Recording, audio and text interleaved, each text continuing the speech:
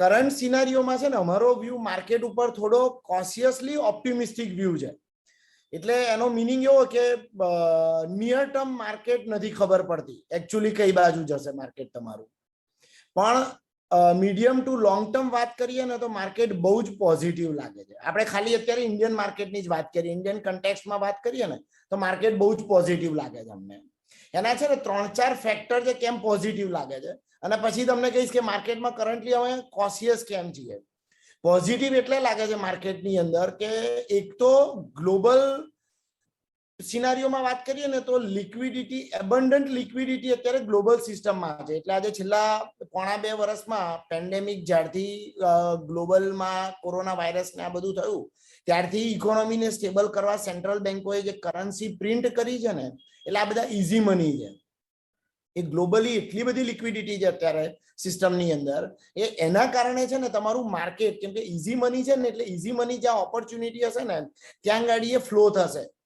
પછી એ કોમોડિટીમાં પણ જઈ શકે, રિયલ એસ્ટેટમાં પણ જઈ શકે, ઇક્વિટીમાં પણ જઈ શકે. અને અત્યારે આપણે જોઈએ છે ને એ પ્રમાણે કોમોડિટીમાં પણ તેજી ચાલે છે. કોમોડિટી સાયકલ તમારી ઓલમોસ્ટ ડેકેડની હાઈ ઉપર ચાલે છે અત્યારે. Equity market global including Indian equity market બધા જ ઇક્વિટી માર્કેટ સારું કરી રહ્યા છે અત્યારે. તમારા રિયલ એસ્ટેટમાં આપણે આપણા સરાઉન્ડિંગમાં જોઈએ છે કે આપણે જે આઉટસ્કર્ટ્સમાં કે લેન્ડના પ્રાઇસ કે જે રીતે વધી રહ્યા છે, લાસ્ટ યર એક્સપેક્ટેશન એવી હતી કે આમાં કરેક્શન આવશે, એનાથી રિવર્સ મુવમેન્ટ છે કેમ કે ઇઝી મની છે અત્યારે બધા પાસે. એક મેઇન રીઝન આ છે. બીજું રીઝન છે તમારો ઇન્ટરેસ્ટ રેટ છે ને, હજી પણ અમારો એવો વ્યૂ છે કે ફોર નેક્સ્ટ 3 થી 6 મહિના ઇન્ટરેસ્ટ રેટ વધવાની જગ્યા નથી અહીંયાથી, કેમ કે થર્ડ વેવનો એક ફિયર તો છે જ globally as well as local ઇન્વેસ્ટરની અંદર અને એફઆઈઆઈમાં પણ. કેમ કે યુએસમાં જે રીતના નંબર્સ આવી રહ્યા છે ને એ રીતે યુએસમાં અત્યારે એવું લાગે છે કે ત્યાં ગાડી પણ એ લોકો ઇન્ટરેસ્ટ રેટ હાઈક કરવાના મૂડમાં નથી. 1 મહિના પહેલા, ઓલમોસ્ટ એક્ઝેક્ટ 1 મહિના પહેલા ફેડરલ ગવર્મેન્ટનું સ્ટેટમેન્ટ હતું કે ઇકોનોમીમાં ગ્રોથ પાછો આવી ગયો છે, ઇન્ફ્લેશન નંબર આવી ગયા છે, એટલે એ લોકો હવે ટેપર ટેન્ટ્રમ કરશે.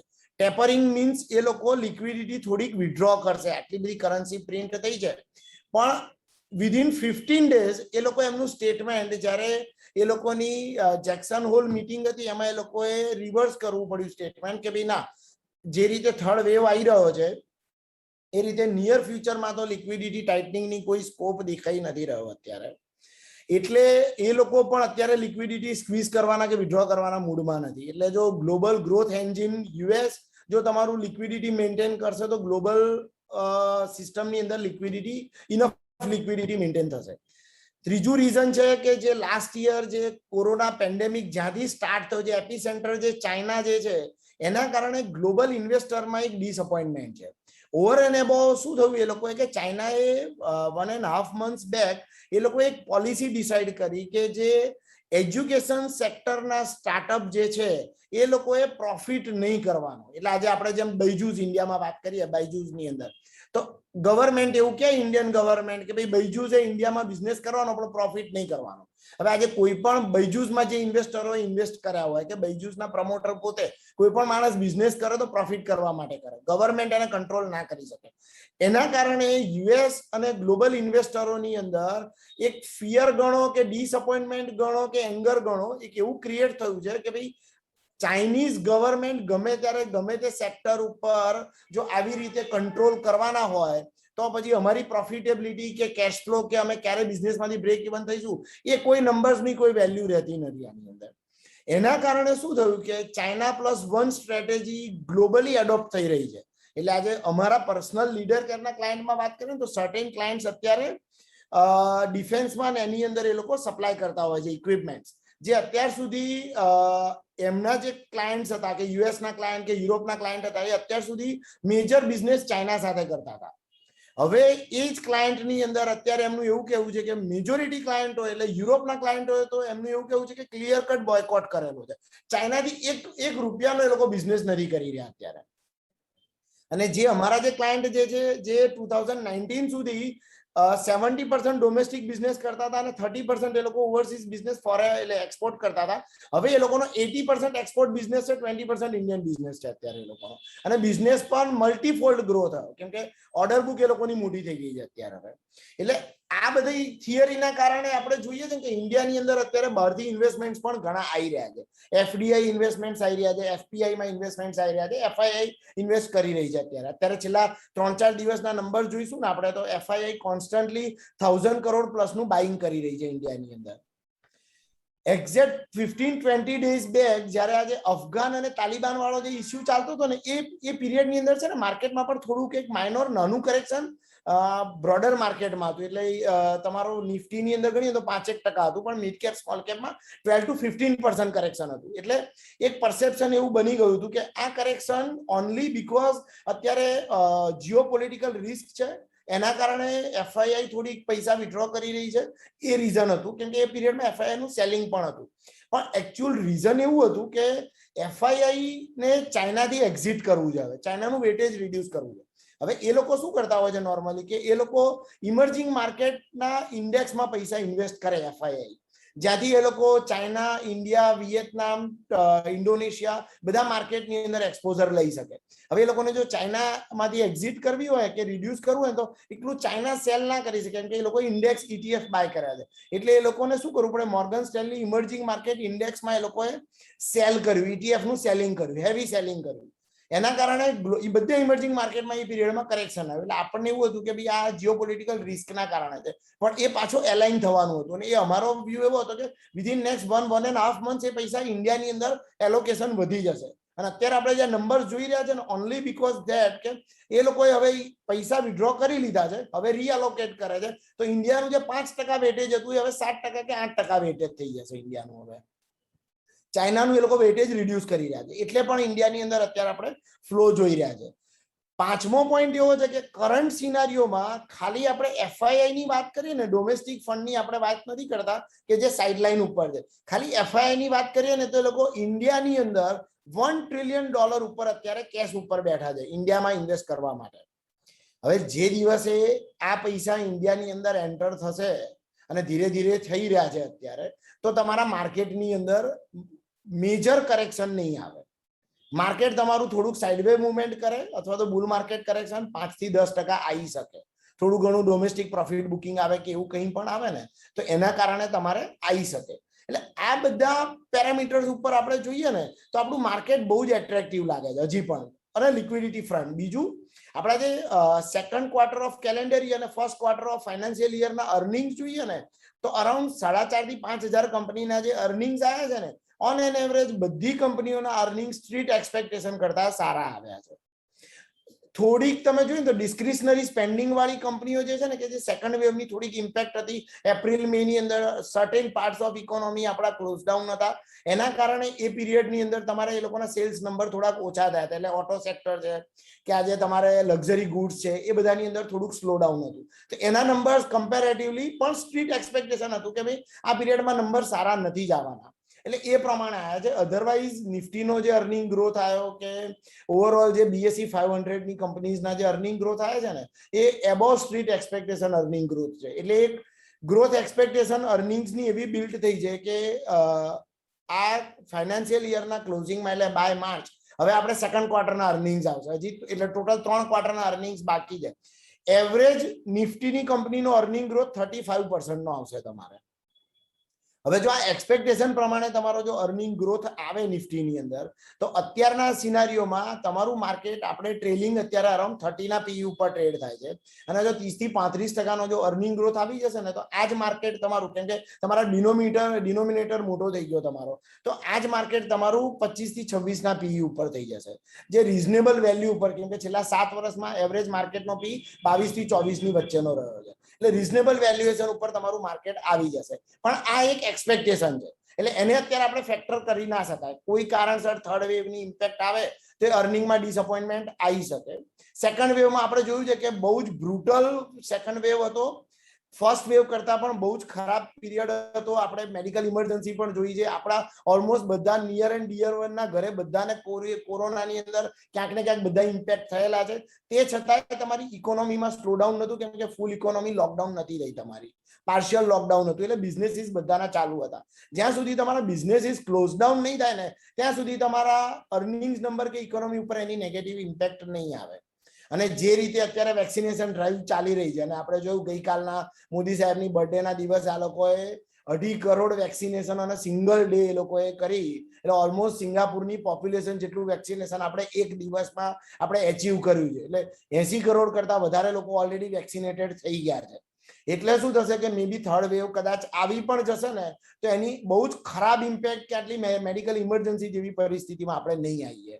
અને ગવર્મેન્ટ ઓલરેડી બધી જ રીતે અત્યારે પ્રિપેર પણ છે અત્યારે. એટલે અમને એવું લાગે છે કે ઇન નટસેલ ઓવરઓલ ઇન્ડિયા સેન્ટ્રિક આપણે વાત કરીએ ને, તો ઇન્ડિયા માટે અત્યારે બધું જ આઉટલુક પોઝિટિવ લાગે છે અત્યારે અમને એઝ ઓફ નાઉ. હવે સપોઝ નેગેટિવ સાઈડ વાત કરીએ કે અમારો કોશિયસ વ્યૂ કેમ છે, કે આજે માર્કેટ તમારું 59,000 ઉપર છે તમારું, તો કોશિયસ વ્યૂ અમારો અત્યારે એટલે થઈ રહ્યો છે કે historically market cap to GDP number જે છે ને, એ 2008માં જ્યારે 21,000 નો જ્યારે માર્કેટે ઓલ ટાઈમ હાઈ ટચ કરીને ત્યારે તમારો જીડીપી 1 ટ્રિલિયન હતી અને તમારું માર્કેટ કેપ 1.25 ટ્રિલિયન હતું. અત્યારે તમારી કરંટ સિનારીઓમાં તમારી જીડીપી અત્યારે 2.7 ટ્રિલિયન ડોલરની છે, અને ગઈકાલે જ આજે ન્યૂઝપેપરની હેડલાઇન્સ છે કે બોમ્બે સ્ટોક એક્સચેન્જની માર્કેટ કેપ કે ઓવરઓલ માર્કેટ કેપ આટલી 3.5 ટ્રિલિયન ડોલરની માર્કેટ કેપ આપણે એચીવ કરી, which is close to 1.5 times to GDP થઈ ગઈ છે અત્યારે તમારી. એટલે અમને એવું લાગે છે કે હિસ્ટોરિકલી હાઈ નંબર્સ છે, એટલે થોડો કોશિયસ એપ્રોચ રાખવો જોઈએ. કેમ કે નોર્મલ સિનારીઓમાં ન્યુટ્રલ માર્કેટમાં તમારી માર્કેટ કેપ ટુ જીડીપી 1:1 હોવી જોઈએ, ત્યાં સુધી માર્કેટ તમારું ફેર વેલ્યુએશન ઉપર હોય છે. લાસ્ટ યર જ્યારે પેન્ડેમિક આવ્યું અને માર્કેટ 26,000 થયું ત્યારે તમારી જીડીપી 2.5 ટ્રિલિયન હતી અને માર્કેટ કેપ 1.5 હતી. એટલે બહુ જ માઉથ વોટરિંગ વેલ્યુએશન ઉપર માર્કેટમાં ઇન્વેસ્ટમેન્ટ ઓપોર્ચ્યુનિટી હતી. અને એ પછીના જેટલા કોલ આપણે કરેલા છે ને, દરેક વખતે અમે કીધું છે કે અમને એવું લાગે છે કે માર્કેટમાં અત્યારે ઇન્વેસ્ટ કરવાનો ટાઈમ છે, અત્યારે બહાર રહેવાનો ટાઈમ નથી અત્યારે માર્કેટમાંથી. અને આપણે વચ્ચે એક વખત આઈસીઆઈસીઆઈ પ્રુડેન્શિયલમાં ચિરાગ સાથે પણ એક મીટિંગ કરી હતી, અને ચિરાગનો પણ સિમિલર વ્યૂ હતો કે હજી માર્કેટમાં ઓપોર્ચ્યુનિટી છે, ત્યારે પણ market 1:1 market cap to GDP touch નથી થઈ. એટલે અમને એવું લાગતું હતું કે માર્કેટમાં હજી પણ ઘણી ઓપોર્ચ્યુનિટી છે. બીજું એક નેગેટિવ એવું લાગી રહ્યું છે અમને કે જો યુએસમાં થર્ડ વેવ તમારો નિયર ફ્યુચરમાં જો કન્ક્લુડ થાય અને ઇકોનોમીમાં જો બેડલી ઇમ્પેક્ટ ના આવે, તો યુએસ ઇકોનોમીમાં ઓલરેડી જીડીપી ગ્રોથ 5.5% આવે છે, અને અત્યારે ત્યાં એ લોકોનું inflation all time almost last 2 ડેકેડ્સનું હાઈ નંબર 8.5% અત્યારે ઇન્ફ્લેશન નંબર છે ત્યાં આગળ. હવે જો યુએસ જેવી ઇકોનોમી 5% ગ્રો થાય, એની સામે આપણે અત્યારે સપોઝ એવું માનીએ કે આપણા જે ડેવલપિંગ માર્કેટ છે, ઇમર્જિંગ ને ભૂલી જઈએ, ડેવલપિંગ માર્કેટ એટલે ચાઇના છે, ઇન્ડિયા છે, રશિયા છે, મેક્સિકો છે, બ્રાઝિલ છે, આ બધા માર્કેટની એવરેજ જીડીપી ગ્રોથ આપણે મૂકીએ ને અત્યારે કરંટ ક્વાર્ટરની અંદર, તો 3.7% નો જીડીપી ગ્રોથ છે. હવે જો ડેવલપિંગ માર્કેટ 3.7% ગ્રો થાય છે, ડેવલપ માર્કેટ તમારું 5.5% પર ગ્રો થાય છે, તો ત્યાંની સેન્ટ્રલ બેંક પાસે થોડી ઘણી રૂમ છે કે એ લોકો લિક્વિડિટી ટાઈટ કરી શકે, નેક્સ્ટ 2 ક્વાર્ટર 3 ક્વાર્ટરની અંદર આવી શકે. અને ત્યાં ઇન્ફ્લેશન નંબર્સ વધારે જ આવી રહ્યા છે, અને જો ઇન્ફ્લેશન વધારે આવે, ઇન્ટરેસ્ટ રેટ હાઈક થાય અને તમારું જો થોડો ઘણો લિક્વિડિટી ફ્લો રિવર્સ થાય, તો આપણા માર્કેટની અંદર આપણે 2013માં પણ જોયું છે કે જ્યારે જુલાઈની અંદર એ લોકોએ ફર્સ્ટ ટાઈમ 2008 પછી ટેપરિંગ વર્ડ યુઝ કર્યો, અને એ લોકોએ થોડીક લિક્વિડિટી સ્ક્વીઝ તો કરી જ નથી, એ લોકોએ ફ્યુચર એટલે નવી જે લિક્વિડિટી પ્રિન્ટ કરવાની તે પ્રિન્ટ કરવાની સ્ટોપ કરી. એના કારણે આપણા માર્કેટમાં 20%નું ઇન્ડિયન માર્કેટમાં કરેક્શન હતું. એના કારણે તમારી કરન્સી પણ થોડી વીક થઈ શકે, અને કરન્સી મે બી ડેપ્રિશિએટ થઈને અત્યારે જે 74 ની આજુબાજુ છે, મે બી 78-79 થઈ શકે. એના કારણે થોડું ઘણું આપણે અહીંયા પણ ઇમ્પોર્ટમાં એના ઉપર થોડીક ઇમ્પેક્ટ આવી શકે. એટલે અમારો એવો વ્યૂ છે કે અત્યારે થોડોક આપણે કોશિયસ જઈએ, બહુ એગ્રેસિવ જવાની જરૂર નથી. તે છતાંય જે ઇન્વેસ્ટરો લોંગ ટર્મ માટે ઇન્વેસ્ટ કરે છે, 5 વર્ષ 10 વર્ષનો વ્યૂ છે, જેને એસઆઈપી કરવી છે, એના માટે માર્કેટમાં ટાઈમિંગ કરવાની જરૂર નથી, કેમ કે 10%ના કરેક્શન બુલ માર્કેટની અંદર ક્યારે પણ આવી શકે. એટલે 10% માટે માર્કેટ ટાઈમિંગ કરવાની જરૂર નથી લાગતી અમને. અને લોંગ ટર્મ પૈસા હશે તો ઓવરઓલ ઇન્ડિયા માટે વ્યૂ બહુ જ પોઝિટિવ છે. એટલે ઓવર નેક્સ્ટ 3 to 5 years તમારી ઇકોનોમી, જે મોદી સાહેબનું પણ વિઝન છે ને અમને બી એવું લાગી રહ્યું છે કે આપણે નેક્સ્ટ ડેકેડની અંદર 5 to 7 ટ્રિલિયન ઇઝીલી અચીવ કરી શકીશું. હવે જો તમારી ઇકોનોમી 2.5-2.7 ટ્રિલિયનથી 5 ટ્રિલિયન કે 10 ટ્રિલિયન થવાની હોય, તો ગ્લોબલી એવું જોવાયું છે કે જ્યારે કોઈ પણ કન્ટ્રી 2 ટ્રિલિયન થી લઈને 10 ટ્રિલિયનની જર્ની અચીવ કરે ને ત્યારે હાઈએસ્ટ ત્યાંના ઇન્વેસ્ટર બિઝનેસમાં વેલ્થ ક્રિએશન આ ફેઝમાં જ થાય છે તમારું.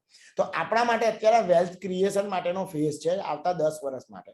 એટલે જે લોંગ ટર્મ ઇન્વેસ્ટર છે એના માટે આપણે ચિંતા કરવાની જરૂર નથી. તે છતાં આપણે એમને એવું એડવાઇસ કરીએ છીએ કે ભાઈ તમારે લમસમ પૈસા પાર્ક કરવા છે તો અત્યારે 25-30% જ પૈસા પાર્ક કરો, બાકીના આવતા 6 મહિનામાં એસટીપી કરીને પાર્ક કરો. એટલે બાય માર્ચ સુધીની તમે એસટીપી કરો અને એસટીપી રૂટ થ્રુ તમે એને ઇન્વેસ્ટ કરો.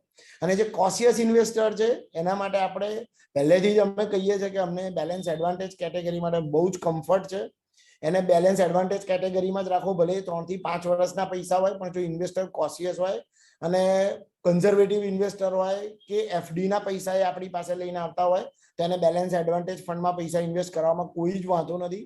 કન્ઝર્વેટિવ રિટર્ન 8 થી 10% વચ્ચે બેલેન્સ એડવાન્ટેજ કેટેગરી કરંટ સિનારીઓમાં પણ ડિલિવર કરી શકશે અને ટેક્સ એફિશિયન્ટ છે. એટલે આઈડિયલ સિનારીઓમાં 5.5-6% એફડીમાં ઇન્વેસ્ટ કરવા એના કરતા બેલેન્સ એડવાન્ટેજમાં 3 થી 5 વર્ષના પૈસા રાખવા અમને એવું લાગે છે કે ઇન્વેસ્ટર માટે વિન વિન સિચ્યુએશન છે. અને કરંટ સિનારીઓમાં તમે જોઈએ ને તો આપણે આજે બેલેન્સ એડવાન્ટેજ કેટેગરી જે લાસ્ટ યર સેમ પીરિયડમાં અરાઉન્ડ 75-80% ઇક્વિટી ઉપર હતા એ અરાઉન્ડ અત્યારે 30-35% ઇક્વિટી ઉપર આવી ગયા છે. એટલે ઓલરેડી એ પણ મોડલ પણ અત્યારે ટેકનિકલ મોડલ પણ બધું એવું જ શો કરી રહ્યું છે કે અત્યારે માર્કેટ થોડુંક ઓવર વેલ્યુડ છે, ઓવરબોટ ટેરેટરી ઉપર ચાલી રહ્યું છે. એટલે માર્કેટમાં કરેક્શન આવી શકે છે. એટલે અત્યારે આપણે થોડો કોશિયસ વ્યૂ આપણો એવો છે કે નેક્સ્ટ 3 થી 6 મહિના આપણે કોશિયસલી એપ્રોચ કરીએ અને નવા ઇન્વેસ્ટર આવતા હોય એમને બેલેન્સ એડવાન્ટેજ કે હાઇબ્રિડ, એમાં પણ કોઈનો એગ્રેસિવ વ્યૂ હોય તો પણ આપણે હાઇબ્રિડ કેટેગરીની બહાર રેકમેન્ડ નથી કરવું. આપણે એમને હાઇબ્રિડ ફંડની અંદર જ ઇન્વેસ્ટ કરાવડાવીએ આપણે. અને લોંગ ટર્મ, બહુ જ લોંગ ટર્મ હોય, ક્લિયર કટ હોય, ઇન્વેસ્ટર થોડાક સેવી હોય, જેને માર્કેટ વોલેટિલિટીની સમજણ હોય, અથવા તો પછી આપણે એમને એક્સપ્લેન કરીએ કે ભાઈ અમારો વ્યૂ છે કે આજે ઇન્વેસ્ટ કરીશું તો 10% માર્કેટ કરેક્ટ થઈ શકે, એનું મેન્ટલી આપણે પ્રિપેર રહેવું પડે કે આજે મેં 1 લાખ રૂપિયા ઇન્વેસ્ટ કર્યા અને કદાચ એવું બને કે એક જ મહિનામાં 90,000 રૂપિયા થઈ પણ જાય, પણ જો હું 5 વર્ષ પકડી રાખીશ અને 5 વર્ષમાં જો માર્કેટમાં 15% પણ જો ગ્રોથ આવ્યો તો 5 વર્ષમાં તમારું માર્કેટ અહીંયાથી ડબલ થઈ જશે. તો 10%ના કરેક્શનની તમારી એટલી ઇમ્પેક્ટ માર્કેટ પર નહીં આવે. બીજું, અમને આજે 15%નો અર્નિંગ ગ્રોથ કે માર્કેટનું પરફોર્મન્સ 15% અમારી એક્સપેક્ટેશન એટલે છે કે તમે હમણાં લાસ્ટ મોનેટરી પોલિસીમાં આરબીઆઈ ગવર્નરને તમે સાંભળ્યા હોય ને તો એમનો એવો વ્યૂ છે કે next 3 to 5 years Indian economy તમારી 8 to 9% જીડીપી ગ્રોથ ઉપર ગ્રો થઈ શકે. લાસ્ટ ક્વાર્ટર બેઝ ઇફેક્ટના કારણે એક્સેપ્શનલ હતું, 20%નો જીડીપી ગ્રોથ છે, કેમ કે પ્રીવિયસ યર સેમ પીરિયડની અંદર માર્કેટમાં તમારો જીડીપી ગ્રોથ 0 to નેગેટિવ હતો. એટલે આટલો હાઈ જીડીપી ગ્રોથ આપણે અચીવ કર્યો છે. પણ 8 to 9%નો જીડીપી ગ્રોથ એચિવેબલ લાગે છે અત્યારે અમને આવતા 3 થી 5 વર્ષ માટે. અને આરબીઆઈ નું ઇન્ફ્લેશન ટાર્ગેટ છે કે 5 to 6% તમારું ઇન્ફ્લેશન આવી શકે છે. અને અત્યારે પણ આપણે જોઈએ છે કે 6-7% નું ઇન્ફ્લેશન છે. હવે જો 5%નું ઇન્ફ્લેશન આવે અને 8%નો જીડીપી ગ્રોથ આવે તો ઇકોનોમી તમારી 13% નોમિનલ જીડીપી ગ્રોથ ઉપર ગ્રો થઈ શકે. હિસ્ટોરિકલી એવું જોવાય છે કે જો તમારી ઇકોનોમી જો 13% નોમિનલ જીડીપી ગ્રોથ ઉપર ગ્રો થાય તો માર્કેટ કે કંપનીઓ જે ઇન્ડિપેન્ડન્ટ જે બિઝનેસ કરે છે આ બધી કંપનીઓનો એનો ગ્રોથ 15 થી 18%નો આવી શકે તમારો, કેમ કે એ લોકો નોમિનલ જીડીપી ગ્રોથ કરતા 3-4% વધારે ગ્રો થઈ શકતા હોય છે. તો ફંડ મેનેજર પણ એટલું આઉટ પરફોર્મ જનરેટ કરી શકે. હવે ફંડ મેનેજર જો 3 થી 4%નું આઉટ પરફોર્મન્સ જનરેટ કરે તો 15 to 18%નો પરફોર્મન્સ અહીંયાથી આવતા 3 થી 5 વર્ષ એચિવેબલ લાગે છે. એટલે અમારો એવો વ્યૂ છે કે ઇન્વેસ્ટરને આપણે 15%ની રિટર્ન એક્સપેક્ટેશન સાથે જ લાવીએ આપણે લોંગ ટર્મ ઇન્વેસ્ટરને. એટલે છેલ્લા 2 વર્ષ 1.5 વર્ષના પરફોર્મન્સ ઉપરથી ઇન્વેસ્ટરની એક્સપેક્ટેશન અમે જોયું છે કે થોડી હાઈ થઈ ગઈ છે મારી ઇન્વેસ્ટમેન્ટ માટે. એ આપણે થોડી ટેપર કરવી પડે અને એક્સપ્લેન કરવું પડે કે કેમ અત્યારે પાસમાં રિટર્ન આવ્યું અને કેમ હવે અમને એવું લાગે છે કે 15%નું રિટર્ન આવી શકે છે. જો 15% એક્સપેક્ટેશન સાથે ઇન્વેસ્ટર માર્કેટની અંદર ઇક્વિટી મ્યુચ્યુઅલ ફંડમાં ઇન્વેસ્ટમેન્ટ માટે આવશે તો ઇઝીલી એ એચિવેબલ છે. ડિસઅપોઇન્ટમેન્ટની જગ્યા બહુ જ નેગ્લિજિબલ છે. અનલેસ એન્ડ અનટિલ 2024 બહુ મોટી ઇવેન્ટ છે. આપણું ઇલેક્શન આવે છે, સેન્ટ્રલ ઇલેક્શન છે. એ વખતે કોઈ ડ્રાસ્ટિક એવી ઇફેક્ટ થાય અને જેના કારણે એનડીએ પાછું ના ચાન્સીસ 0 છે કે એનડીએ પાછું હેડલાઇન સ્ટોરી બહુ સિમ્પલ છે. શોર્ટ ટર્મમાં ઊંચું નીચું થઈ શકે, લોંગ ટર્મમાં કોઈ પ્રોબ્લેમ નથી. અને કોઈને ટેન્શન ના કરાવવું હોય તો બેલેન્સ એડવાન્ટેજ ફંડ. આ બ્રોડ ગાઈડલાઈન આટલું જ છે. પછી અંદર જેટલા ગુસ્સો એટલા સવાલ વધારે આવશે અને એટલો ક્લાયન્ટ બી કન્ફ્યુઝ થશે. લોંગ ટર્મમાં 15% ઇઝીલી પોસિબલ છે. કોશિયસ ક્લાયન્ટ હોય, એફડી ના પૈસા ધીમે ધીમે તમે બહાર લાવતા હોય અને એને માર્કેટ જોઈને બ્લડ પ્રેશર વધતું હોય તો balance advantage fund. Over to you Darshit, back to you. Yes, એટલે આપણો છે ને બહુ જ ક્લિયર વ્યૂ છે કે કન્ઝર્વેટિવ ઇન્વેસ્ટરને આપણે બેલેન્સ એડવાન્ટેજ ફંડ, ઇનફેક્ટ અત્યારે અમે દરેક ક્લાયન્ટમાં asset allocation point of view થી પણ અત્યારે અમે બેલેન્સ એડવાન્ટેજ ફંડનું એલોકેશન કરી જ રહ્યા છે. જે એગ્રેસિવ ક્લાયન્ટ છે, ઇક્વિટીના ક્લાયન્ટ છે, એમને પણ આપણે બેલેન્સ એડવાન્ટેજ ફંડ રેકમેન્ડ કરી રહ્યા છે કે અત્યારે તમે બેલેન્સ એડવાન્ટેજમાં પાર્ક કરો. આવતા 1 વર્ષની અંદર એવું બહુ મોટા ચેન્જીસ થાય કે બહુ માર્કેટ અહીંથી મેજર રનઅપ થઈ જાય એવું નથી દેખાઈ રહ્યું. એટલે તમારે ડિસઅપોઇન્ટમેન્ટ નહીં આવે. પણ કરંટમાં આપણું ફોકસ એવું આવવું જોઈએ કે ઇન્વેસ્ટરની કેપિટલ પ્રોટેક્ટ થાય. ઇન્વેસ્ટર બહુ હાઈ એક્સપેક્ટેશન સાથે અત્યારે આવી રહ્યા છે માર્કેટની અંદર. જે પણ ઇન્વેસ્ટર આવે છે એટલે એની એક્સપેક્ટેશન થોડીક આપણે ટેપર કરવી જોઈએ. બીજું, સેક્ટર પોઈન્ટ ઓફ વ્યૂ થી વાત કરીએ ને તો અમને બેન્કિંગ સેક્ટર પર અમારો બહુ જ પોઝિટિવ વ્યૂ છે. નિશાંત, અવાજ ક્લિયર છે કે હજી પણ અવાજ ડિસ્ટર્બન્સ આવે છે? ના, very clear, very clear, very clear. એટલે સેક્ટર પોઈન્ટ ઓફ વ્યૂ થી આપણે વાત કરીએ ને તો અમારો બહુ ક્લિયર વ્યૂ છે કે બેન્કિંગ સેક્ટર અહીંયાથી તમારે આઉટ પરફોર્મ કરશે બ્રોડર ઇન્ડેક્સને. કેમ કે તમે જો ફેબ્રુઆરીથી લઈને સપ્ટેમ્બર સુધીનો પીરિયડ જોશો ને તો ફેબ્રુઆરીમાં જ્યારે ઇન્ડેક્સ 52,000 ટચ થયા હતા ત્યારે તમારી બેંક નિફ્ટી 37,000 હતી અને આજે ઇન્ડેક્સ તમારો 59,000 છે. બેંક નિફ્ટી તમારી અત્યારે 36,500 ની આજુબાજુ છે. એને પાછું હજી પ્રીવિયસ લેવલ પણ ટચ નથી કર્યું એને બેંક નિફ્ટીએ. અને એક કન્સર્ન એવી હતી કે જે રીતે સેકન્ડ વેવ ઇન્ડિયામાં હતો એના કારણે લોકડાઉન આવી શકે, એના કારણે અગેન પાછા એનપીએ નંબર્સ વધી શકે. પણ હવે એવું કંઈ દેખાઈ નથી રહ્યું. એટલે અમને અહીંયા બેન્કિંગના નંબર સારા લાગે છે. બીજું, ગવર્મેન્ટે 2 દિવસ પહેલા જે 2-3 એનાઉન્સમેન્ટ કર્યા એમાં એક એમણે એનાઉન્સમેન્ટ બેડ બેંકનું એનાઉન્સમેન્ટ કર્યું છે. આ ગવર્મેન્ટ છેલ્લા 3 વર્ષથી એ લોકો પ્લાન કરી રહ્યા હતા. જ્યારથી રઘુરામ રાજને આરબીઆઈ ગવર્નર હતા અને જ્યારથી એમણે એનપીએ માટેના ડિક્લેરેશનના નોર્મ્સ ચેન્જ કર્યા હતા કે ભાઈ દરેક બેંકોએ પોતાના એનપીએ ડિક્લેર કરવા જોઈએ અને એના પ્રોવિઝન્સ કરવા જોઈએ, ત્યારથી ગવર્મેન્ટ વિચારી રહી હતી કે આવું કંઈક આપણે પીએસયુ પ્રાઇવેટ એટલે પબ્લિક સેક્ટર બેંક માટે પ્લાન કરવું જોઈએ. હવે એમાં ગવર્મેન્ટનું પ્લાનિંગ એવું છે કે ગવર્મેન્ટ એક નવી બેંક ફોર્મ કરશે અને આ બધી જે પીએસયુ બેંકની એનપીએ જે છે એ બેંકમાં એ લોકો ટ્રાન્સફર કરશે.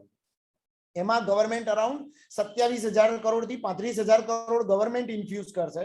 અને કરંટ જે રીતનો એ લોકો ગવર્મેન્ટ પાસે અત્યારે ફીડબેક છે એ પ્રમાણે કેનેરા બેંકનું સૌથી એગ્રેસિવ કોલ છે. કેનેરા બેંક આ બેડ બેંકમાં 11% સ્ટેક કેનેરા બેંક લેવાની છે, 9% stack state bank of India લેવાની છે. એટલે જે ગવર્મેન્ટ અધર દેન ગવર્મેન્ટ જે બેંક આ બેડ બેંકમાં સ્ટેક લેશે એ લોકો પોતાની પણ થોડી ઘણી કેપિટલ ઇન્ફ્યુઝ કરશે. એટલે ગવર્મેન્ટનું ટાર્ગેટ છે કે આપણે સપોઝ 3 થી 4 લાખ કરોડની જે એનપીએ છે જેના કારણે બેંકોની બેલેન્સ શીટ ઉપર અગેન એન્ડ અગેન સ્ટ્રેસ આવી રહ્યો છે તો એ આપણે એક નવી બેંક બનાવીને એમાં ટ્રાન્સફર કરીએ અને ત્યાંથી એ લોકો રિકવરી કરશે અને ત્યાંથી જ એ લોકો જે પણ પૈસા રિકવર થશે એ બેંકોને ટ્રાન્સફર કરતા જશે આ પીરિયડની અંદર. એટલે એના કારણે તમારે બેંકોની બેલેન્સ શીટ ઉપરથી સ્ટ્રેસ ઓછો થઈ ગયો. ગવર્મેન્ટે હમણાં ટેલિકોમની અંદર પણ થોડા ઘણા જે રિફોર્મ્સ કરવાના હતા એ કર્યા. મોરિટોરિયમ પીરિયડ એમનો એક્સટેન્ડ કર્યો છે. એટલે અમને ટેલિકોમ સેક્ટર સારું લાગે છે, બેન્કિંગ સેક્ટર સારું લાગે છે, ફાર્મા સેક્ટર સારું લાગે છે. કેમ કે જે રીતની આ પેન્ડેમિક પછી જે નવા સિમ્ટમ્સ આપણે જોઈ રહ્યા છે લોકોની અંદર કે ભાઈ અત્યારે જોઈએ તો ઓલમોસ્ટ બધી જગ્યાએ થ્રોટ ઇન્ફેક્શન છે, વાયરલ ફીવર આવે છે કે નવા સિમ્ટમ્સ આવી રહ્યા છે. એના કારણે અમને એવું લાગે છે કે ફાર્મા અને આમ પણ બીજું છે ને ઇન્ડિયાની અંદર આપણી જે રીતની ફૂડ હેબિટ છે કે જે રીતની લાઇફસ્ટાઇલ હેબિટ જે છે ને એના કારણે ફાર્મા કન્ઝમ એટલે drug consumption day by day પર યુઝર વધતું જાય છે. એટલે ફાર્મા છે ને અમને અહીંયાથી ફાર્મામાં થોડીક લોંગ ટર્મ ઓપોર્ચ્યુનિટી ઇન્ડિયાની અંદર લાગે છે. અને બીજું શું થયું છે કે ઇન્ડિયા અત્યારે છે ને ગ્લોબલ ફાર્મા હબ બની રહ્યું છે. એટલે દુનિયાની અંદર આજે યુએસ છે, યુરોપ છે, રશિયા છે, આ બધા જ માર્કેટની અંદર ઇન્ડિયન ફાર્મા કંપનીઓનું market share day by day વધતો જાય છે. અને આપણે જે 2014 થી 2019 ની વચ્ચે જે યુએસ એફડીએ ના નોર્મ્સ હતા અને એ લોકોએ બહુ જ સ્ટ્રિક્ટ નોર્મ્સ ફોલો કરાવડાયા છે. એના કારણે ઓલમોસ્ટ બધી જ આપણી જે ફાર્મા કંપનીઓ અત્યારે યુએસ એફડીએ નોર્મ્સ પ્રમાણે એમના પ્લાન્ટ્સ રન કરી રહી છે. એટલે હવે આપણને યુએસ એફડીએ નો ફિયર નથી રહ્યો.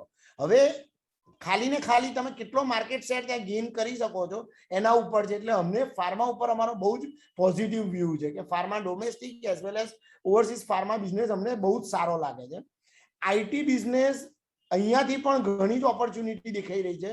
જે રીતે બધું ડિજિટાઇઝેશન થઈ રહ્યું છે, જે રીતે બધી કંપનીઓ અત્યારે ડિજિટલ પાછળ સ્પેન્ડિંગ કરી રહી છે, કે જે રીતે તમે આજે નવા સ્ટાર્ટઅપ્સ આપણે જોઈએ છે કે જે રીતે જે પણ ઇન્ડસ્ટ્રીમાં જે ડિસ્ટ્રપ્શન આવે છે ને એ બધું જ આઈટીના કારણે આવે છે કે તમે ટેકનોલોજી પાછળ હવે ડે બાય ડે તમારા સ્પેન્ડિંગ વધતા જાય છે. એટલે અમને એવું લાગે છે કે IT sector over 3 to 5 year હજી પણ સારું કરી શકશે. અને જો ઇન બિટવીન તમારી કરન્સી, જે મેં તમને કરન્સીનો વ્યૂ હતો, એ કરન્સી જો તમારી ડેપ્રિશિએટ થાય અહીંયાથી તમારી, તો એના કારણે આઈટી તમારું અહીંયાથી એક્સપોર્ટ કરે છે, તો એનો પણ એમને થોડો ઘણો કરન્સી ડેપ્રિશિએશનનો પણ એડવાન્ટેજ મળે અને એમના થોડાક માર્જિન ઇમ્પ્રુવ થઈ શકે. એટલે આઈટી સેક્ટર સારું લાગે છે. ડિસ્ક્રિશનરી કરંટ સિનારીઓમાં અમને સ્ટેપલ સારું, કન્ઝ્યુમર સ્ટેપલ સારું લાગે છે. એટલે તમારી આઈટીસી છે, હિન્દુસ્તાન યુનિલિવર છે, ડાબર છે, મેરિકો છે, આ બધી કંપનીઓ અમને અહીંયાથી બહુ જ સારી લાગે છે. બ્રિટાનિયા છે, પ્રોક્ટર એન્ડ ગેમ્બલ છે, આ બધું બહુ જ સારું લાગે છે. પણ અરાઉન્ડ લોંગ ટર્મ જો વ્યૂ બિલ્ડ કરીએ ને તો અમને ડિસ્ક્રિશનરી સ્પેન્ડિંગ કંપની પણ સારી લાગે છે. એટલે તમારું આજે ઓટો સેક્ટર છે, તમારું લાઇફસ્ટાઇલ ગુડ્સ છે, તમારું ટુરિઝમ સેક્ટર છે, તમારું આ બધું જે છે ને, છેલ્લા હમણાં સેકન્ડ વેવ પછી થોડુંક સ્લો ડાઉન થયું છે. ટુરિઝમ હજી પિકઅપ થયું જ નથી તમારું. એ ગોઈંગ ફોરવર્ડ જેમ જેમ ઇકોનોમી ઓપન થતી જશે, ગ્લોબલ ઇકોનોમી ઓપન થતી જશે, એ પણ બિઝનેસીસ પરફોર્મ સારું કરશે. એટલે અમને ડિસ્ક્રિશનરી સ્પેન્ડિંગ સારું લાગે છે. ઓટો સેક્ટર પણ પોઝિટિવ વ્યૂ છે. એક અત્યારે થોડોક આજે ચીપનો ઇસ્યુ છે, એના કારણે સપ્લાય કન્સ્ટ્રેન્ટ છે, એટલો નથી અચીવ કરી શકતા. પણ હવે આમાં એવું છે, એના કારણે અત્યારે ટાટા મોટર્સ તમને 400 કે 450 ની જગ્યાએ 300 રૂપિયામાં સ્ટોક અવેલેબલ છે.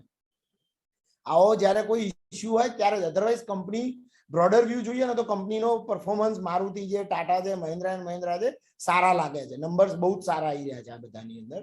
એટલે ઓટો સેક્ટર પર પણ અમારો બહુ જ પોઝિટિવ વ્યૂ છે. એટલે અમને એવું લાગે છે કે જો આ 3-4 સેક્ટરની આજુબાજુ, એટલે બેન્કિંગ છે, કન્ઝ્યુમર છે. નિશાંત એક જ સેકન્ડ મારે કોલ લેવો પડશે.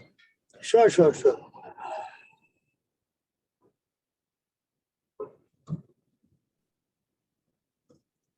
વચ્ચે પૂછું સાહેબ તમને? બોલ. માન લો કે આ લોકો એવું કર્યું કે 30,600 કરોડ રૂપિયા બેડ બેંકના નામે એ લોકો અલગ કરશે. એટલે મોટી ભાષામાં એવું થયું ને કે એ લોકો દાખલા તરીકે ત્યાં રાખે એસબીઆઈ, જેનો સ્ટેક વધારે છે, એ લોકોને આઉટસોર્સ આપશે. એમ કે ભાઈ જેટલા લોકો, જેટલી પીએસયુ બેંકનું ડેટ વધી ગયું છે, એ લોકોનું એનપીએ વધી ગયું છે, તો એ લોકો એનું આઉટસોર્સ કરશે અને રિકવરી લાવી આપશે. એવું જ થયું ને? એટલે બ્રોડલી અન્ડરસ્ટેન્ડિંગ એ બી થાય. ટેકનિકલી અન્ડરસ્ટેન્ડિંગ થોડું લાંબુ છે. Broad understanding is that. જો આમાં કેવું થાય કે એનપીએ લેવલ ઘટે કોઈ બેંકના બુકમાંથી, આમાં શું થશે કે મારા એનપીએ ઉચકાઈ અને પેલી બીજી બેંકના બુક્સ પર જતા રહેશે. એટલે મારી બુક્સ બી સારી લાગશે. બીજું જ્યારે રિકવરી, એટલે પેલી નવી બેંકનું ફોકસ શું, ખાલી ને ખાલી રિકવરી. બરોબર. એટલે રિકવરી આવી એટલે વકરો એટલો નફો થયો. હા, જેટલું આવ્યું એ પ્રોફિટ. બરોબર. એટલે overall it creates a better thing. અને પછી મેઇન ઇમ્પોર્ટન્ટલી શું છે કે મેનેજમેન્ટ કેનોટ બ્લેમ કે ભાઈ જૂના લોકો કાંડ કરીને ગયા હતા, કારણ કે હવે તમને બુક ચોખ્ખી કરીને આપી છે. બેઝિકલી બુક્સ ચોખ્ખી થશે ને એટલે આજે સપોઝ એસબીઆઈ છે તો એમાંથી સપોઝ એની બેડ અસેટ્સ બેડ બેંકમાં જશે. એટલે એક તો બેંકની બુક્સ તો ચોખ્ખી થતા થશે, પણ જેનો કેપિટલ એડિક્વસી રેશિયો હશે ને એ ઇમ્પ્રુવ થઈ જશે. એટલે એકચ્યુઅલી તમારી બધી પીએસયુ બેંક્સ આપણે શેર બજારની દ્રષ્ટિએ વાત કરીએ ને તો આખી રીરેટ થઈ જાય. જે અત્યારના 1 ટાઈમ બુક 1.5 ટાઈમ બુક ઉપર ચાલે છે પીએસયુ બેંક, અને તમારી સપોઝ એચડીએફસી બેંક છે તો એ 4 ટાઈમ બુક ઉપર ચાલતી હોય, તો આ ઓટોમેટિક તમારી એસબીઆઈ છે ને અત્યારે 1.5 થી પણ નીચે જતી રહેશે. ઓટોમેટિક સસ્તી થઈ જશે, ભલે ને 450 રૂપિયાના ભાવે ટ્રેડ થતી હોય. એટલે ઓટો વધારે એટ્રેક્ટિવ થાય. અત્યારે તો એટ્રેક્ટિવ છે પ્રાઇવેટ ની કમ્પેરિઝનમાં, પણ આ વધારે એટ્રેક્ટિવ થાય. એક્ઝેક્ટલી. બીજું છે ને, આ ફોરેન કન્ટ્રીઝ ની અંદર તમારે અસેટ રિકન્સ્ટ્રક્શન કંપનીનું ચલણ બહુ મોટું છે. આપણે ત્યાં હજી છે, પણ આપણે ત્યાંથી નાના પાયે છે. આજે એડલવાઇઝ નું એઆરસી છે કે કોટક એઆરસી અને એડલવાઇઝ એઆરસી બે મોટા એઆરસી. પણ આ જે સ્કેલ ઉપર થશે ને, આ ભયંકર મોટા સ્કેલ ઉપર થશે. અને બીજું અત્યારના શું છે કે 100 રૂપિયા જે બેડ બેંકમાં જશે ને બધા 100 રૂપિયા સરકારે નાઈ નાખ્યાના ભાવે છે, પણ એમાંથી સપોઝ 20 રૂપિયા કે 30 રૂપિયાની પણ રિકવરી થશે ને તો એ 0 થી 30 થશે એમ, એટલે તમારો બેન્ચમાર્ક બદલાઈ જાય છે. હા, એટલે એ છે ને કે the profit percentage is infinity. હમણાં કોઈ બોલ્યું ને કે વક્રો એ નફો એમ, એના જેવું.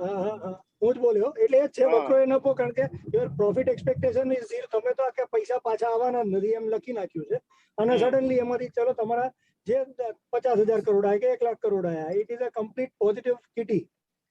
બરાબર. રાઈટ. ચલ દર્શિત આગળ વધો. સેક્ટર્સ પર આ સેક્ટર પ્રોસ્પેક્ટિવ આપણે જોઈએ ને તો આ 4 સેક્ટર અમને બહુ જ સારા લાગે છે. એટલે આપણે જે પણ ફંડ્સ પણ રેકમેન્ડ કરીએ છીએ ને એમાં આપણે આ પણ ક્રાઇટેરિયા એનાલાઇઝ કરીએ કે જેમાં આ 4 સેક્ટરનું વેટેજ થોડું વધારે હોય એવા ફંડ આપણે ક્લાયન્ટને રેકમેન્ડ કરીએ આપણે અહીંયાથી. હવે બીજું ઓપોર્ચ્યુનિટી પોઈન્ટ ઓફ વ્યૂ જોઈએ ને તો આપણા બિઝનેસ માટે પણ અત્યારે છે ને પુષ્કળ ઓપોર્ચ્યુનિટી છે. એનું સિમ્પલ રીઝન એવું છે કે રિટેલ ઇન્વેસ્ટરની વાત કરીએ ને કે જેની પાસે 50,000 1 લાખ કરોડ થી લઈ અને માની લો 1 કરોડ રૂપિયા સુધીની જેની પાસે ઇન્વેસ્ટમેન્ટ સરપ્લસ છે ને એમની પાસે અત્યારે બીજી કોઈ ઓપોર્ચ્યુનિટી જ નથી. રિયલ એસ્ટેટ એમના હાથમાંથી બહાર છે અને આટલી નાની એમાઉન્ટમાં ક્વોન્ટમમાં કઈ રિયલ એસ્ટેટ આવતું નથી તમારી પાસે. એફડીમાં તમને 5-5.5% ટેક્સેબલ રેટ છે તમારો, એટલે એફડીમાં પૈસા રાખો આજે 5.5% કે 5% એફડીમાં તમે પૈસા રાખો તો એ પૈસા તમારા 14 વર્ષે ડબલ થાય છે. તમારા 14 years લાગે છે એફડીમાં પૈસા ડબલ થવામાં. એટલે એની સામે આપણે સપોઝ એમ માનીએ કે આપણે બેલેન્સ એડવાન્ટેજ કેટેગરી બી આપીએ અને જ્યાં એમને 9% બી રિટર્ન આવશે તો 14 વર્ષે એના પૈસા 4 ગણા થઈ ગયા છે પૈસા. અને ઇન્વેસ્ટર પાસે હવે લિમિટેડ ઓપ્શનના કારણે ભૂલ થવાના ચાન્સીસ બી છે કે અત્યારે જો કોઈ રોંગ એડવાઇઝરના હાથમાં જતા રહે અને ઇક્વિટી રેકમેન્ડ કરે અને એની એપેટાઇટ ના હોય અને 1 વર્ષમાં માર્કેટમાં અંડર પરફોર્મન્સ આવે કે કરેક્શન આવે તો એ પેનિકમાં બહાર પણ થઈ શકે. બીજું એવું છે કે ઓન એન એવરેજ ઇન્ડિયામાં સેવિંગ્સ દર વર્ષે 150 લાખ કરોડનું ઇન્ડિયન ઇન્વેસ્ટરનું હાઉસહોલ્ડનું સેવિંગ્સ હોય છે.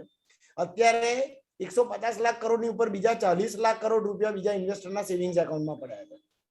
આ બધા પૈસા સાઇડલાઇન ઉપર છે, ઇક્વિટી માટેના પૈસા હતા અને લોકો માર્કેટ કરેક્શનની વેઇટ કરતા તેમાં પૈસા બહાર રહી ગયા છે. એટલે અમને એવું લાગે છે કે ઇક્વિટી ઇન્વેસ્ટમેન્ટ માટે પણ ઓપોર્ચ્યુનિટી બહુ જ મોટી છે. કન્ઝર્વેટિવ ઇન્વેસ્ટર હાઇબ્રિડ કેટેગરી માટે પણ આપણા માટે ઓપોર્ચ્યુનિટી બહુ જ મોટી છે. એટલે આપણે ખાલી ઇન્વેસ્ટર સુધી પહોંચવાનું છે. હવે જો આપણે ઇન્વેસ્ટર સુધી પહોંચી જઈશું ને તે આપણી પાસે એલોકેશન 110% આવશે. બીજું અત્યારે જે મ્યુચ્યુઅલ ફંડ ઇન્ડસ્ટ્રી 36 લાખ કરોડની મ્યુચ્યુઅલ ફંડ ઇન્ડસ્ટ્રી છે આપણી. આજે અમે જે સિનિયર મેનેજમેન્ટ કોઈ પણ મ્યુચ્યુઅલ ફંડ કંપનીમાં વાત કરીએ, આજે સપોઝ નિલેશ શાહ જોડે વાત કરીએ છીએ કે આઈસીઆઈસીઆઈમાં નરેન છે કે પ્રશાંત જૈન સાથે વાત કરીએ છીએ કે બીજા કોઈ પણ fund manager senior fund manager સાથે અમે વાત કરીએ છીએ, તેમનો એવો વ્યૂ છે કે આવતા 10 વર્ષની અંદર આ ઇન્ડસ્ટ્રી 100 લાખ કરોડની થઈ જશે. એટલે અહીંયાથી 3 times ગ્રોથ હશે. હવે જો આવી જ રીતે તમારે જો ઇન્ડસ્ટ્રી તમારી ગ્રોથ થવાની હોય તો આપણા માટે વિચારો કે આપણે તો આપણી પાઈ તો હજી બહુ નાની છે. એટલે આપણે ઇન્ડસ્ટ્રી પોઈન્ટ ઓફ વ્યૂથી આપણે હજી સ્મોલ કેપ કંપની છીએ. તો લાર્જ કેપ કંપની મોટા પ્લેયર્સ 10-15% ગ્રોથ હશે તો આપણી પાસે ઓપોર્ચ્યુનિટી આપણે 40-50% કે ડબલ પણ 100% ગ્રો પણ આપણે અચીવ કરી શકીએ છીએ. આપણા માટે બસ હું જે કહું છું ને કે આપણે ખાલી પહોંચવાનું છે ઇન્વેસ્ટર સુધી અને એના માટેની આપણે નિશાંતને તમે એપ્રોચ કરો, મનોજભાઈને કરો, મને કરો, ચિકરને કરો, સ્ટ્રેટેજી ડિસાઈડ કરો કેવી રીતે કયા માર્કેટમાં એપ્રોચ કરવું છે અને એ રીતે આપણે જે રીતે જેટલા ફાસ્ટ લોકો સુધી પહોંચીશું ને એટલો માર્કેટ શેર આપણને વધારે મળશે. અને એડવાઇસ પોઈન્ટ ઓફ વ્યૂથી ઇન્વેસ્ટરને અત્યારે જો રાઈટ એડવાઇસ આપીશું તો ઇન્વેસ્ટર આખી જિંદગી આપણી સાથે જ રહેશે, ક્યાંય જશે નહીં આપણા સિવાય. નિશાંત તમારે હવે તારે કઈ કહેવું હોય તો નિશાંત કે મારા એન્ડ ઉપરથી આઈ થિંક બધું કવર થઈ ગયું છે. કોઈને કઈ ક્વેશ્ચન હોય તો પૂછી શકે છે. આપણે ક્વેશ્ચન્સ જ લઈ લઈએ. એકની એક વસ્તુ રિપીટ કરવાનો, I mean you have said everything. Jigar has also pointed out. So questions લઈએ, that will be more important. ટીમના જે બી ક્વેશ્ચન્સ હોય એ લઈએ આપણે. મારો સવાલ છે બીજું 1 મિનિટ, એક જ સેકન્ડ, હું ખાલી એક બીજું હમણાં રિસન્ટલી છે ને નવા ઇન્વેસ્ટરને આપણે એસબીઆઈ નું જે બેલેન્સ એડવાન્ટેજ ફંડનો એનએફઓ જે ઓપન થયો છે ને કે જેમાં એ લોકોએ 15,000 કરોડ કલેક્ટ કર્યા છે, એ ફંડ આપણે કન્ઝર્વેટિવ ઇન્વેસ્ટરને રેકમેન્ડ કરીએ છીએ. એનું એક સિમ્પલ રીઝન એવું છે, મારે પરમ દિવસે એના ફંડ મેનેજર સાથે દિનેશ બાલાચંદ્રન સાથે મેં કોલ કર્યો હતો અને એને એવું કીધું કે મારું મોડલ દર્શિતભાઈ અભી 40% इक्विटी रेकमेंड कर रहा है, मगर मैंने अभी 20% इक्विटी डिप्लॉय किया है। 20% के लिए मैं वेट कर रहा हूँ। मुझे लगता है कि ये सितंबर क्वार्टर अर्निंग्स आएंगे, उसमें अगर थोड़ा बहुत भी डिसअपॉइंट आता है, क्योंकि मार्केट 30% का ग्रोथ एक्सपेक्ट करके चल रहा है, और जो એમાં થોડું ઘણું કે કરેક્શન આવશે ને, તો બાકીની 20% ઇક્વિટી હું એ વખતે બિલ્ડ કરીશ. એટલે બીજા બધા બેલેન્સ એડવાન્ટેજ ફંડ અત્યારે 35% ઇક્વિટી ઉપર છે, 20% ઇક્વિટી ઉપર છે. એટલે આ એકદમ કન્ઝર્વેટિવ એપ્રોચ છે. એટલે નવા ઇન્વેસ્ટરને તમે એસબીઆઈ બેલેન્સ એડવાન્ટેજ ફંડ પણ રેકમેન્ડ કરી શકો. નોર્મલી આપણે કોઈ પણ નવા ફંડમાં આપણો એપ્રોચ બહુ જ કન્ઝર્વેટિવ હોય છે કે ભાઈ થોડોક ટ્રેક રેકોર્ડ બિલ્ડ થાય પછી કરીએ છીએ. પણ આ ફંડ આ કેટેગરી પ્રુવન કેટેગરી છે. એમનું મોડલ અમને બહુ જ કમ્ફર્ટ છે એમના એસબીઆઈ ના મોડલ સાથે. એટલે અમને એવું લાગે છે કે એમાં પણ એલોકેશન કરવું હોય ને તો તમારે ઇન્વેસ્ટરને કરાવજો. કેમ કે માર્કેટ અહીંથી કરેક્ટ થશે, સપોઝ 10% બી કરેક્ટ થશે ને, તો પોર્ટફોલિયો 1-1.5% થી વધારે કરેક્શન નહીં આપે તમને અહીંયાથી. ઓકે, હા કેવું રહ્યો તારો જે ક્વેશ્ચન હોય એ પૂછ. આપણે ઓવરઓલ જોવા જઈએ ને તો જ્યારે market Nifty all time down હતી, એ બી સેન્સેક્સ 26 થી 35 સુધી મોટા ભાગનું શેર ઉચકીને ખભે ઉચકીને લાયા બે જણા, રિલાયન્સ અને એચડીએફસી બેંક. બરાબર 26 થી 35 સુધી, બરાબર. બરાબર. પછી તમે ખરેખર એ રીતે જોવા જાઓ ને તો એક્સેપ્ટ 2-3 બેંક એટલે કોટક છે, ઇન્ડોસન્ડ છે, કે પછી થોડી ઘણી હમણાં એસબીઆઈ 465, એ સિવાય બેન્કિંગ એટલું નથી વધ્યું. એની સામે કોન્ટ્રોડક્શિયલ એ પણ છે કે મે મહિનાથી અત્યારે જુઓ, મે મહિનામાં નિફ્ટી 34,600 ની આસપાસ હતો અને અત્યારે લગભગ 37,711 ની આસપાસ છે ગઈકાલે. બરાબર. તો ઓવરઓલ જો 3,000 બેંક નિફ્ટી વધ્યું હોય તો એની સામે કમ્પેરેટિવલી મોટી બેંક કહેવાય કે એચડીએફસી છે, કે એક્સિસ છે, કે આઈસીઆઈસીઆઈ છે, કે બીજી બધી છે, એ એટલું બધું નથી વધ્યું. એનું શું કારણ? જો હવે આમાં છે ને બે વસ્તુ છે. એક, આપણે જયારે બેંક નિફ્ટીની વાત કરીએ છીએ ને, ત્યારે એ બેંક નિફ્ટીમાં ખાલી ને ખાલી બેંક નથી, એમાં એનબીએફસી પણ છે. એટલે Bajaj finance, Bajaj Finserv, Cholamandalam, Shriram, HDFC limited, આ બધા સ્ટોક્સ જોઈશ ને તો બજાજ ફાઇનાન્સ તારો 4,500 વાળો 7,500 છે. બજાજ ફિનસર્વ તારો 9,500 વાળો આજે 17,500 છે. આ બધાનું પણ વેટેજ, આજે બજાજ ફાઇનાન્સ અને બજાજ ફિનસર્વ નું કમ્બાઇન્ડ વેટેજ 18% નું વેટેજ છે. હવે જો એ સ્ટોક્સ તારા ઓલમોસ્ટ તારા 40-50%, 70% વધ્યા છે, એટલે એના કારણે પણ તને રનઅપ દેખાય છે.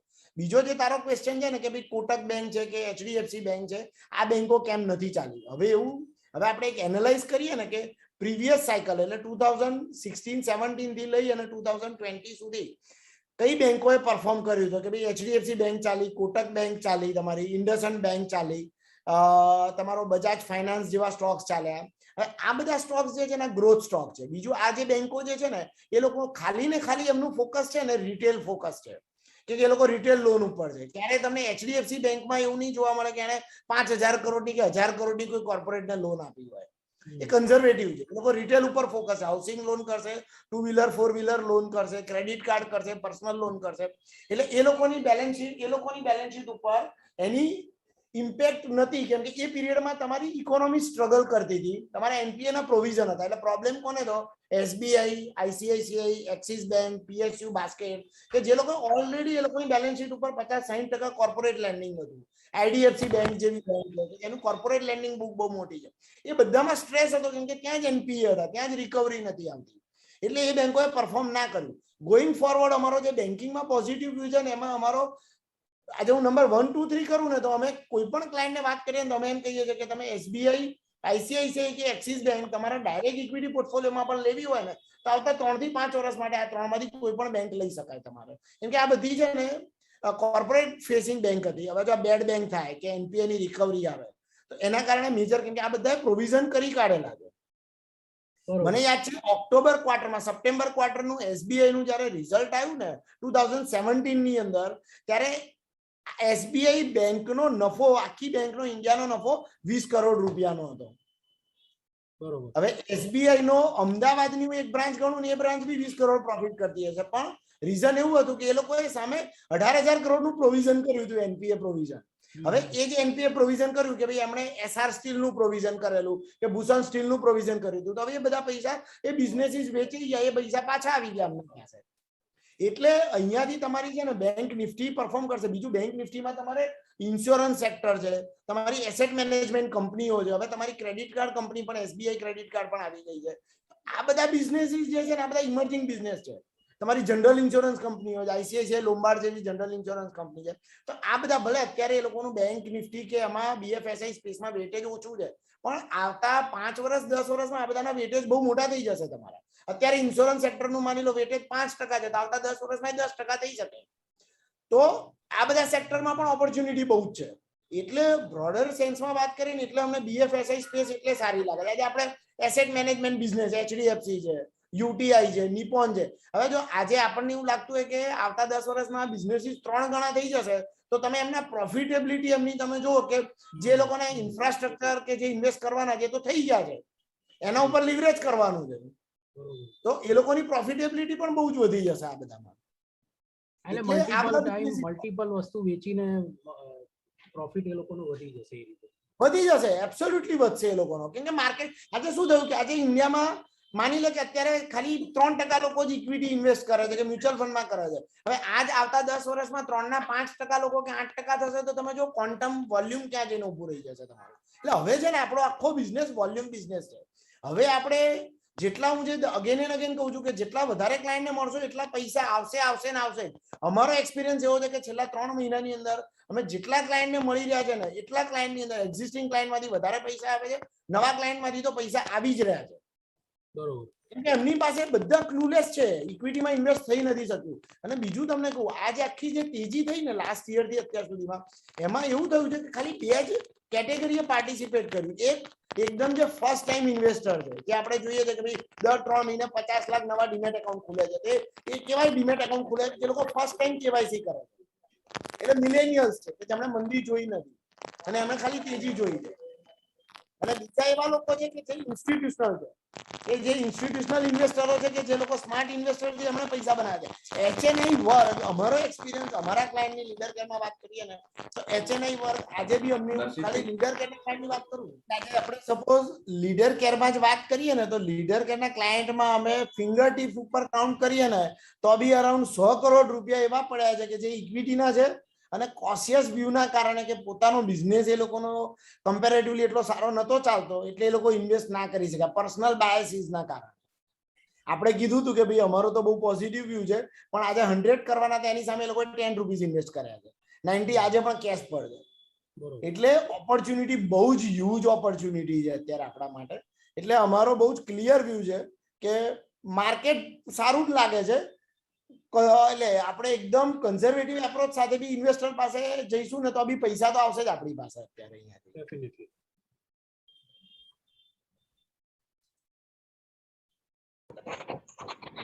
પરફેક્ટ. એની ક્વેશ્ચન્સ બીજા કોઈના?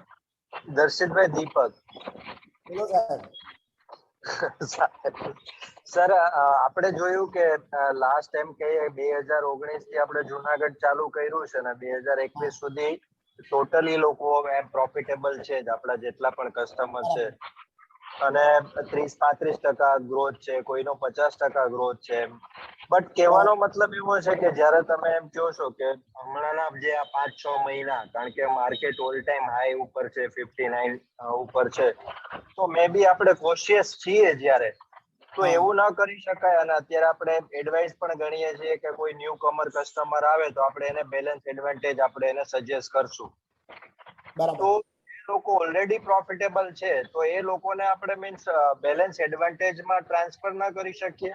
ભલે ઉપાડવાની સલાહ ના આપીએ, પણ એ લોકોને એ સલાહ આપીએ કે ભાઈ તમે 5 લાખ મૂક્યા કે 10 લાખ મૂક્યા, 17 લાખ છે 3 વર્ષ 2 વર્ષમાં, તો તમારો જે પ્રોફિટ છે કે તમારી અમાઉન્ટ ને છે એમાં તમે એને બેલેન્સમાં વયા જાઓ. તારી વાત છે ને વેલિડ છે, કરી શકાય. પણ આમાં કેવું છે દીપક, આની અંદર કે માર્કેટમાં આપણો નિયર ટર્મ વ્યૂ કોશિયસ છે. એટલે અહીંયા મને એવું લાગે છે કે માર્કેટ કરેક્ટ 5-10% થઈ શકે. એટલે શું થશે, એક્ઝિસ્ટિંગ ઇન્વેસ્ટરમાં જેમાં એને આજે 25-30% રિટર્ન દેખાય છે, એ રિટર્ન કદાચ એને 20% દેખાશે કે 25% થશે. રિટર્નમાં થોડો પ્રોફિટ ઓછો થશે. પણ જો ઇન્વેસ્ટર લોંગ ટર્મ જ પૈસા લઈને બેઠા હોય અને એને આજે 5 વર્ષ પૈસાની જરૂર ના હોય, તો આજે પણ ઇન્વેસ્ટેડ રહેશે ને, તો એને પૈસા અત્યારે ભલે એને 30-35% દેખાય છે, પણ એને 25-27% બી રિટર્ન એને 5 વર્ષે આવશે, ડેફિનેટલી આવશે. ઇન્ક્રીમેન્ટલ પૈસા માટે આપણે ઇન્વેસ્ટરને કહી શકીએ કે તમે કોશિયસ વ્યૂ છે એટલે બેલેન્સ એડવાન્ટેજ માં રાખો. બીજું એક રીઝન એવું છે આપણે ટેક્સેશન આસ્પેક્ટ જોઈએ ને તો હું આજે ઇન્વેસ્ટરને પ્રોફિટ જો બુક કરાવડાવું કે પૈસા બહાર કઢાવડાવીએ ને એના ઉપર એને 10% ટેક્સ લાયબિલિટી લાગશે લોંગ ટર્મ કેપિટલ ગેઇન પર. ઓકે. એટલે એ ટેક્સ ભર્યા કરીએ પાછા આપણે ઇન્વેસ્ટ કરાવીએ આપણે એને બેલેન્સ એડવાન્ટેજમાં. એટલે શું થાય કે આજે એને 5 લાખ રૂપિયા ઇન્વેસ્ટ કર્યા 5 ના 7 લાખ થયા. મનોજભાઈ ડિસ્ટર્બન્સ આવે છે ક્યાંકથી? હેલો, દર્શિત આમ તો ક્લીન છે, અમને ક્લીન સંભળાય છે. અને કંઈક ડિસ્ટર્બન્સ બહુ જ નોઈઝ આવે છે. કઈ વાંધો નહીં. એટલે દીપક આમાં કેવું છે કે કરી શકાય પણ કેવું થાય કે તું આજે 5 લાખ ઇન્વેસ્ટરે ઇન્વેસ્ટ કર્યા 7 લાખ રૂપિયા થયા 2 લાખ રૂપિયા તું વિડ્રો કરીને એને બેલેન્સ એડવાન્ટેજ કેટેગરીમાં મૂકે અને એમાં એને 8-9% રિટર્ન આવશે એની અંદર. બાકીનો 5 લાખનો જે પોર્ટફોલિયો જે છે એ આપણો જે વ્યૂ છે એ પ્રમાણે ગ્રો થયા કરશે. પણ ઓવર લોંગ પીરિયડ આજે હું વેલ્થ ક્રિએશનની વાત કરું ને તો જે ઇન્વેસ્ટરો સ્ટે ઇન્વેસ્ટેડ રહે અને આવી જ્યારે માર્કેટમાં જ્યારે ગ્રોઈંગ ઓપોર્ચ્યુનિટી હોય આવો છે ને સેમ એક્સપિરિયન્સ એ વખતે 2004-2007 ની તેજીમાં આવી કોઈ એસેટ એલોકેશન પ્રોડક્ટ અવેલેબલ નથી અને અમે પણ એટલા મેચ્યોર નતા કે ક્લાયન્ટને આવા પ્રોફિટ બુકિંગ કે એની કોઈ એડવાઇસ કરીએ. પણ અમારો એક્સપિરિયન્સ એવું કહે છે કે એ વખતે પણ જે ઇન્વેસ્ટરોએ 2004 થી 2006 ની રેલી એટલે તમારો 4000 નો ઇન્ડેક્સ 2006 ની અંદર તમારો 9000 નો ઇન્ડેક્સ થઈ ગયો હતો. એટલે 2006 માં બધાને એવું લાગ્યું કે ઓલ ટાઈમ હાઈ આવી ગયો છે આપણે પ્રોફિટ બુક કરીએ અને પૈસા બહાર કાઢીએ અને એ જ ઇન્ડેક્સ નેક્સ્ટ 1 વર્ષની અંદર 21000 થઈ ગયો હતો. હવે એ પીરિયડમાં બી ઓલમોસ્ટ સિમિલર જ હતું કે તમારો ગ્લોબલ ગ્રોથ રિવાઇવ થયો હતો, લિક્વિડિટી હતી ગ્લોબલની અંદર અને ઇન્ફ્લેશન તમારું કમ્પેરેટિવલી નીચું હતું અને ઇન્ટરેસ્ટ રેટ થોડા ઘટી રહ્યા હતા. એના કારણે ગ્લોબલ માર્કેટમાં પણ તેજી હતી. એટલે અમને એવું લાગે છે કે આપણે એક્ટિવ કોલ ડેફિનેટલી લેવાય. જેનું મોટું કોર્પસ હોય એને કદાચ મે બી એને એની જોડે એને કન્સલ્ટ કર્યા પછી એને એડવાઇસ કરી શકીએ કે બીજો થોડું ઘણો પ્રોફિટ બુક કરી અને એને આ બી કન્ઝર્વેટિવ પ્રોડક્ટમાં આપણે પૈસા પાર્ક કરવા હોય તો કરી શકાય. તમારે એમાં વાંધો નથી, એ કરી શકાય દીપક, એનો કોઈ ઇસ્યુ નથી. પણ નાના કોર્પસમાં મારી દ્રષ્ટિએ જેના 2-5 લાખ 10 લાખ રૂપિયા હોય એમનામાં આ બધું કરવાની જરૂર નથી. એમને હજી સ્ટે ઇન્વેસ્ટેડ રહેવા દઈએ. કેમ કે આમાં શું છે આપણે 2019માં કે જ્યારે પણ ઇન્વેસ્ટ કરાવીએ છીએ ને ત્યારે આપણે ક્લાયન્ટને એવું કહીએ છીએ કે 15-18% નો તમારે ઓવર 3 to 5 યર રિટર્ન આવશે. હવે એ રિટર્ન એમને ઓલરેડી 1-1.5 વર્ષમાં આવી ગયું છે એટલે એમની પાસે બફર છે. એટલે હવે હોલ્ડ કરશે ને તો ડિસઅપોઇન્ટમેન્ટ નહીં આવે. અને અહીંયાથી અમને બહુ મેજર ડિસઅપોઇન્ટમેન્ટ નથી લાગતું કે માર્કેટ બિગર વેમાં અહીંયાથી ક્રેશ થઈ જાય કે 20-25% ક્રેશ થાય એવું નથી દેખાઈ રહ્યું માર્કેટમાં અત્યારે. એટલે આપણે વધારે કોશિયસ નથી થવું એક્ઝિસ્ટિંગ ઇન્વેસ્ટર માટે. એનીબડી એનીવેર કોઈ બીજો પ્રશ્ન? સમીર, ચિંતન, સાગર? દર્શિતભાઈ એસઆઈપી માટે આવનાર ભવિષ્ય આઈ મીન 5 વર્ષ 10 વર્ષની એસઆઈપી આપણે આઈ મીન વધારે લોકોને તો અત્યારે બેલેન્સ એડવાન્ટેજ ફંડ કે કોઈ ઇક્વિટી ફંડ્સ પણ આપવાના? બરાબર ના આપી શકાય. મેં જેમ કીધું ને શરૂઆતમાં દીપક કે એફડી તારી પાસે કોઈ ઇન્વેસ્ટર આયા અને એમ કહે છે કે ભાઈ મારે આ એફડી દીપકભાઈ પાકી ગઈ છે હવે ક્યાં મૂકવા છે તો આપણે એમને બેલેન્સ એડવાન્ટેજ ફંડ રેકમેન્ડ કરીએ સ્ટ્રિક્ટલી 3 વર્ષના પૈસા માટે. અને જે ઇન્વેસ્ટર એમ કે છે કે ભાઈ મારી પાસે આ દીપકભાઈ ભલે એફડી ના પૈસા છે મને અત્યાર સુધી નથી સમજણ પડતી, તમે મને સમજાવ્યું એ પ્રમાણે મને એવું લાગે છે કે પૈસા ગ્રો કરવા હશે તો ઇક્વિટીમાં રાખવા પડશે તો મારે 5 વર્ષ 10 વર્ષ માટે મને પૈસા રાખવામાં વાંધો નથી તો એમને ઇક્વિટી ફંડમાં પૈસા કરાવાય, એસઆઈપી કરાવાય. એસઆઈપી નવા ઇન્વેસ્ટરને કરાવી હોય તો લાર્જ કેપ ફંડ અને લાર્જ મિડ કેટેગરી કે ફ્લેક્સી કેપમાં જ કરાવવાની. આપણે મિડ કેપ સ્મોલ કેપનો એક્સપિરિયન્સ એમને નથી આપવો. ભલે એમાં ઓપોર્ચ્યુનિટી છે, રિટર્ન સારું આવે છે પણ એ થોડુંક વોલેટાઇલ પણ હોય છે. એટલે નવા ઇન્વેસ્ટર કે જેને માર્કેટમાં ક્યારેય આવ્યા નથી એવા ઇન્વેસ્ટર માટે આપણે લાર્જ કેપ અને લાર્જ મિડ કેટેગરીના જ ફંડ રેકમેન્ડ કરવાના. આપણે આ લેવલે પણ દીપક એસઆઈપી એગ્રેસિવ એસઆઈપી કરી શકાય. હો એગ્રેસિવ એસઆઈપી કોલ આપજો. ભલે માર્કેટ 60,000 છે, ઘણા બધા ઇન્વેસ્ટરો અમને પૂછતા હોય છે કે આ લેવલે એસઆઈપી કરાય. 100% કરાય. કેમ કે એસઆઈપી જેટલું માર્કેટ વોલેટાઇલ થશે ને એટલો એડવાન્ટેજ વધારે આવશે. એસઆઈપી માટે આપણે માર્કેટ ટાઈમિંગ કરવાની જરૂર નથી. એટલે જ અત્યારે એસઆઈપી કરવી જોઈએ આપણે.